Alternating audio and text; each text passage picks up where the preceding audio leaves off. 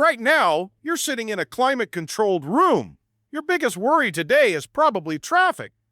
But there's a place on Earth where there is literally no road. Not because we can't build one, but because something far more sinister keeps destroying every attempt. The Sahara Desert is bigger than the entire United States. It stretches 3,000 miles from west to east, and yet, despite centuries of trying, no single paved highway crosses it. In the next 15 minutes, I'm going to show you why building a road through the Sahara isn't just difficult, it's a battle against nature itself. Stay tuned, because the reason will shock you. The Sahara Desert is absolutely massive. We're talking about 3.6 million square miles. That's larger than the entire United States.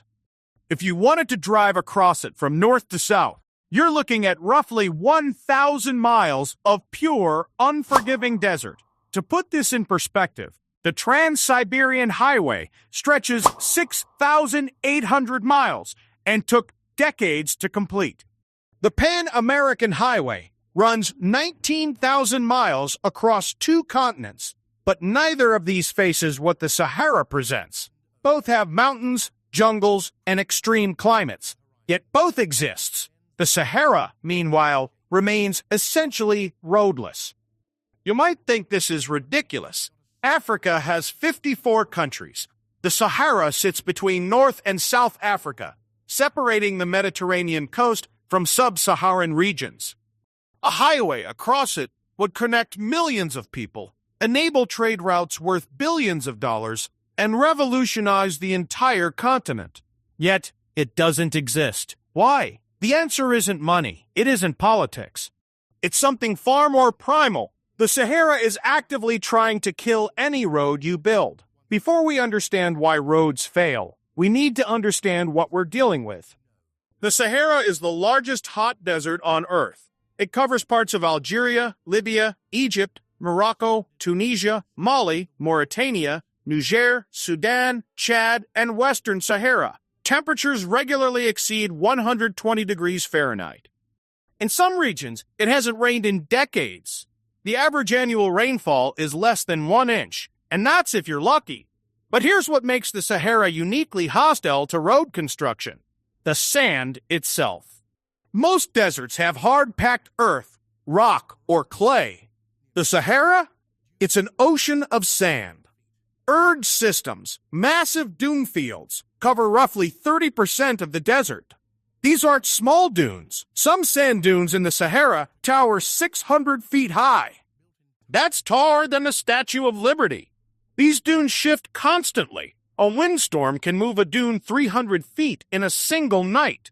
This means any road you build today might be completely buried tomorrow. The sand itself presents another problem. Saharan sand is remarkably fine, finer than powder. When wind kicks it up, it doesn't just blow across the surface. It gets into everything: engines, bearings, fuel systems. A vehicle can be rendered completely inoperable by sand infiltration in less than a week of driving through active dune fields. The heat compounds every problem. Asphalt melts, concrete cracks. Steel expands and contracts violently between scorching days, 140 degrees Fahrenheit, and surprisingly cold nights, 40 degrees Fahrenheit. Over months, this thermal cycling destroys any paved surface. Within a few years, without constant maintenance, any road collapses entirely. But the real killer? The Harmattan wind. The Harmattan blows south from the Sahara, year-round, carrying with it millions of tons of sand particles. This isn't a gentle breeze, it's a sustained force that can reach 60 miles per hour. When this wind hits a paved road, it's like subjecting the surface to millions of tiny sandblasting treatments. The road doesn't just crack, it's actively abraded away. The asphalt surface becomes rough, then fractured, then powdered. You don't just get potholes, you get complete surface obliteration. This isn't theoretical. Humans have been attempting Saharan crossings for thousands of years. For centuries, camel caravans were the only reliable way to cross. Thousands of merchants died. from dehydration, sandstorms, and getting hopelessly lost. But camels, adapted over millennia, could survive what humans couldn't. Caravans were the lifeline for trade between North Africa and sub-Saharan regions, particularly for salt and gold. When automobiles arrived in the early 1900s, people thought the problem was solved. Surely, mechanical vehicles could handle the Sahara better than camels. The first attempts were absolute disasters. Cars broke down, drivers got lost. Rescue teams had to be sent to retrieve dying explorers.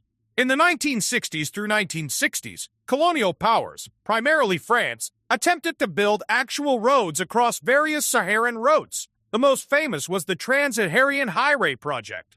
The goal was ambitious: connect North Africa to sub-Saharan Africa with a modern paved highway. The project started with real promise. Between the 1970s and 1990s, France, Algeria, Mali, and Niger invested billions of dollars.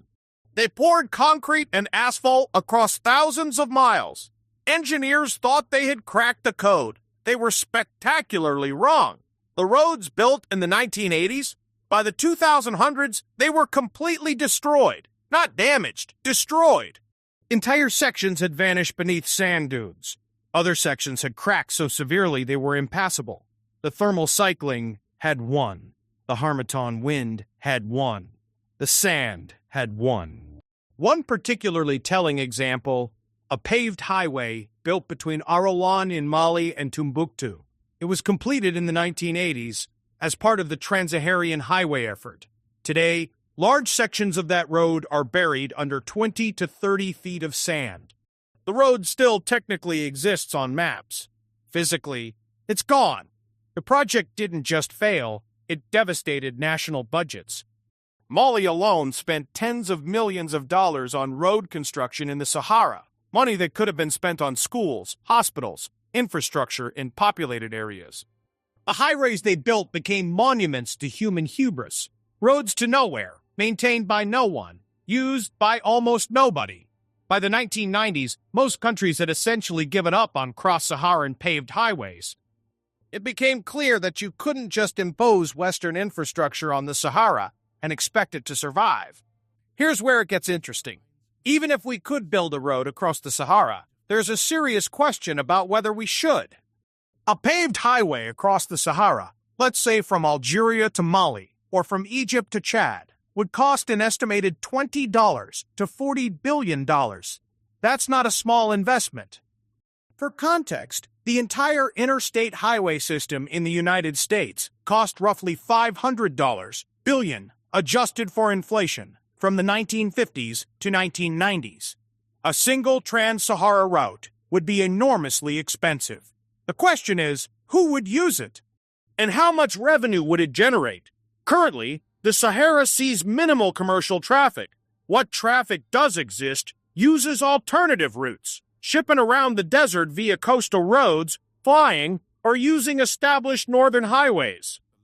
The population density in the Sahara is incredibly low. In some regions, you might encounter human settlements only every 100 to 200 miles. There's no dense urban corridor demanding fast transport like you have between major cities in Europe or Asia. Theoretically, a road could facilitate trade between North Africa and Sub-Sahara Africa. But here's the problem. Most trade already follows established maritime routes. Shipping goods by sea is expensive, but reliable. The Sahara has no such reliability. Any road would be a gamble. The Öresund Bridge between Denmark and Sweden cost $4 billion and has never achieved the traffic levels its planners predicted.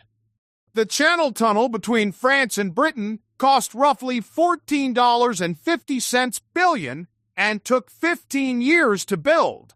Both of these connect wealthy, developed nations with established trade relationships. Neither has generated anticipated returns. A trans-Saharan highway connecting North Africa to sub-Saharan Africa would face far greater challenges and uncertain returns. Who would fund it? Private companies won't touch it. The maintenance costs alone would bankrupt them. National governments can't afford it. International organizations have learned their lesson. The economic case simply doesn't exist. Building a road across the Sahara isn't like building a bridge between two wealthy nations. It's like building a highway through a wasteland and hoping people show up. They won't. Beyond economics and environment, there's a political problem that's rarely discussed. The Sahara spans multiple nations. Any Trans-Saharan highway would require agreement between numerous countries, each with their own interests, tensions, and agendas. Getting one agreement is hard. Getting multiple countries to cooperate on a decades-long, multi-billion-dollar project, it's nearly impossible. Consider, Algeria and Morocco have had border disputes for decades. Egypt and Sudan have tensions over Nile water rights. Mali is currently in political turmoil with multiple armed conflicts. Libya remains destabilized. Niger is dealing with constant security challenges. Chad is one of the most unstable countries on the continent. A Trans-Saharan road would require these nations to not just cooperate, but coordinate construction efforts across their borders, agree on toll systems, commit to maintenance, and handle disputes over water rights, resource extraction, and security. Political will simply doesn't exist. The moment one country faces financial difficulty or political instability, the entire project stalls. We've seen this pattern repeatedly with cross-border infrastructure projects in Africa. They start with optimism. They stall within years. There's also the security issue. The Sahara is home to armed groups, smugglers, and various militant organizations. A major highway would create a target for insurgents and criminal networks. It would require constant military protection. That costs money that no nation can sustainably commit. So is a Saharan road completely impossible? No, but the solution isn't traditional paving. Several engineers and development organizations have proposed an alternative, an all-weather gravel highway using crushed stone and specialized compaction techniques. The benefit? Gravel is far cheaper than asphalt, maybe 1/5 the cost. It's easier to maintain. Most importantly, it can be continuously regraded and regraveled without massive reconstruction. This approach has worked in other extreme environments. Some of the harshest roads on Earth, like the Dalton Highway in Alaska or the Russian M56 in Siberia, use compacted gravel. These roads survive in climates that would destroy asphalt. Granted, they require constant maintenance, but that maintenance is achievable for much lower cost. A gravel highway across the Sahara might cost $4 to $8 billion to construct initially. That's still enormous, but it's at least within the realm of possibility if international organizations, wealthy nations, or massive development initiatives committed to it. Maintenance would be continuous but cheaper than asphalt reconstruction.